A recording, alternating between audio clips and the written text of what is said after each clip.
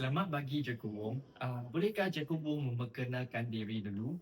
Selamat pagi, saya Cikgu Wong In Kong, PKM dari SJKC Hualien 2 dan juga seorang guru bahasa Melayu yang mengajar tahun 4. Okey. Sekarang terima kasih Cikgu sebab sudi untuk meluangkan masa lapang untuk menerima temu buatan daripada kami. Okey, sekarang saya akan bertanya beberapa soalan kepada Cikgu dan Cikgu boleh memberikan jawapan sendirilah. Okey. So soalan yang pertama adalah berkaitan dengan instrumen pentaksiran yang telah digunakan oleh cikgu di sekolah, iaitu pemerhatian. So cikgu, apakah instrumen pentaksiran yang cikgu biasa gunakan dalam pentaksiran bilik darjah PBD? Biasanya dalam pelaksanaan PBD, saya akan menggunakan beberapa instrumen pentaksiran. Antara yang paling kerap digunakan ialah pentaksiran pemerhatian dan pentaksiran secara tertulis. Jadi mengapa cikgu memilih pentaksiran ini sebagai salah satu instrumen penilaian? Saya memilih pentaksiran pemerhatian ini kerana boleh membantu saya menilai murid secara langsung semasa aktiviti dijalankan. Contohnya, semasa murid melakukan aktiviti perbincangan kumpulan atau permainan pendidikan, saya boleh melihat tahap penglibatan mereka, cara mereka bekerjasama dengan gerakan serta bagaimana mereka menggunakan pengetahuan yang telah dipelajari. Melalui pemerhatian ini, saya dapat menilai aspek kognitif, efektif dan juga kemahiran sosial mereka. Oh, so macam itu bagaimanakah cikgu melaksanakan pentaksiran pemerhatian ini semasa pengajaran dan pembelajaran? Saya akan menyediakan senai skema atau rubrik ringkas sebelum memulakan aktiviti pembelajaran. Semasa murid menjalankan aktiviti, saya akan bergerak dari satu kumpulan ke satu kumpulan yang lain untuk memerhati tingkah laku dan penglibatan murid. Contohnya, saya akan menilai murid sama ada mereka aktif memberi idea, bekerjasama dengan rakan dan menunjukkan kefahaman terhadap topik yang dipelajari. Okey, baik. Jadi cikgu, apakah kelebihan pentaksiran pemerhatian ini dalam menilai pencapaian murid dalam kelas? Ya, antara kelebihannya ialah saya dapat melihat tingkah laku murid dalam situasi pembelajaran. Kadang-kadang, murid mungkin tidak menunjukkan prestasi yang baik dalam ujian tertulis.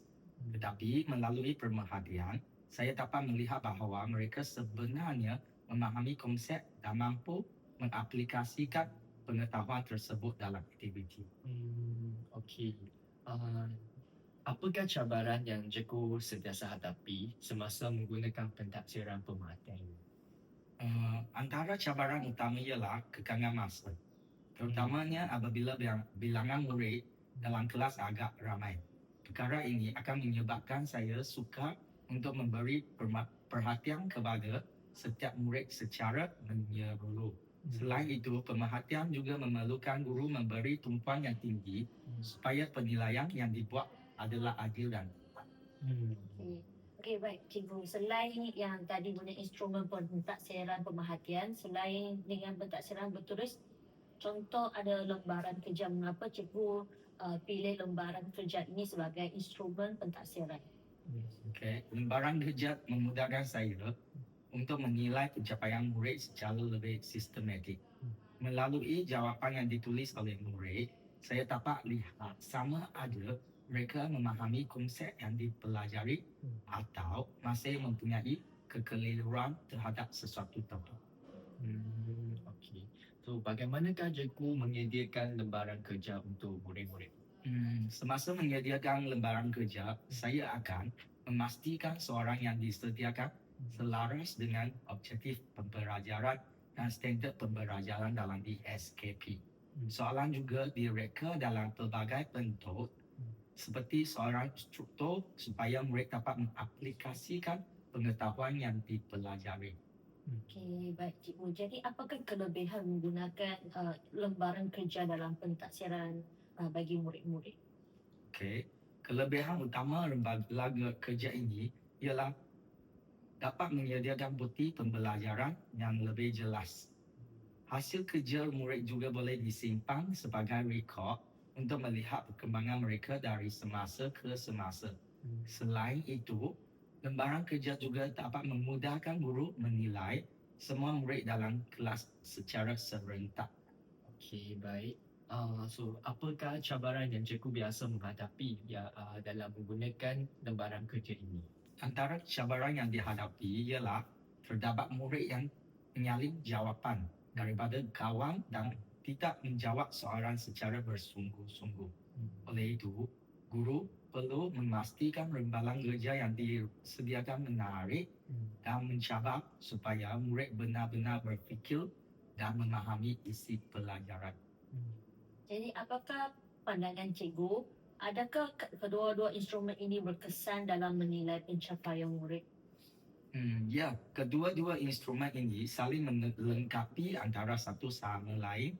Pentasiran pemerhatian membolehkan saya menilai pelibatan dan tingkah laku murid semasa aktiviti pembelajaran, manakala lembaran kerja pula membantu saya menilai tahap kefahaman mereka secara tertulis. Dengan menggunakan kedua-dua kaedah ini, penilaian terhadap murid menjadi lebih menyeluruh. Okey. Baik. Okey, terima kasih Cikgu Wong sebab setelah berjaya menjawab semua soalan daripada pihak kami. So sangat appreciate bahawa cikgu telah membantu kita dalam menyempurnakan tugasan kami untuk kali ini. Okey, terima kasih Terima kasih cikgu. cikgu. Sama-sama.